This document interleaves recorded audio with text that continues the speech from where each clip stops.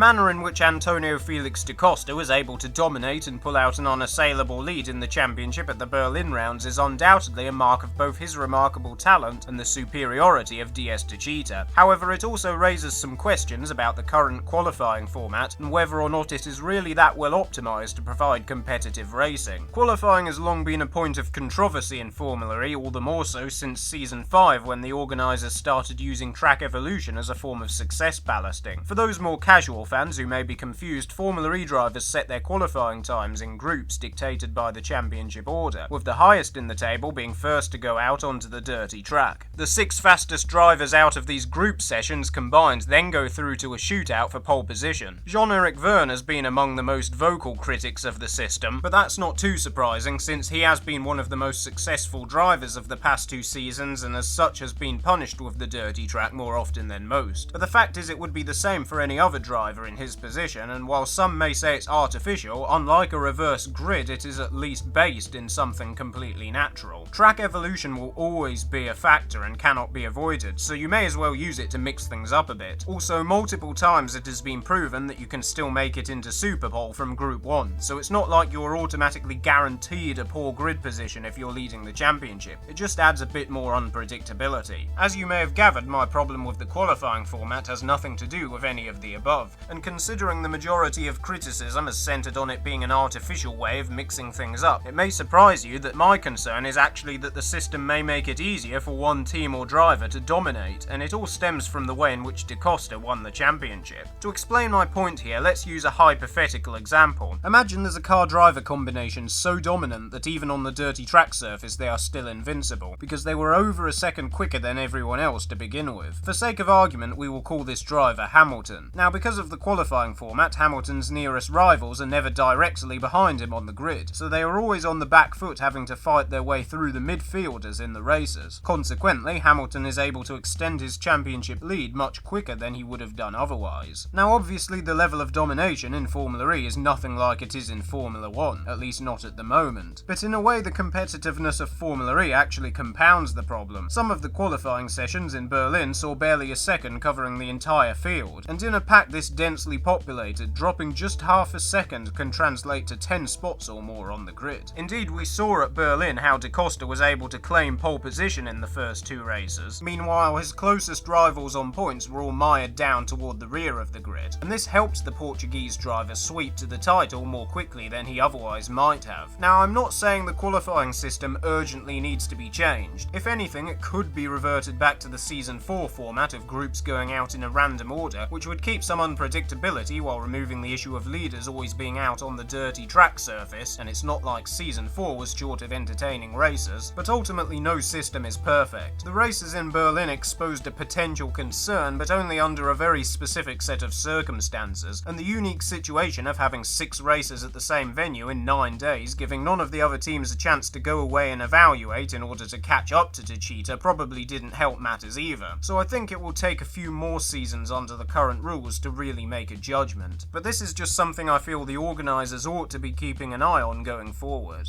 You've been watching ReGen. Don't forget to like and subscribe for more anecdotes and analysis from Formula E and motorsport.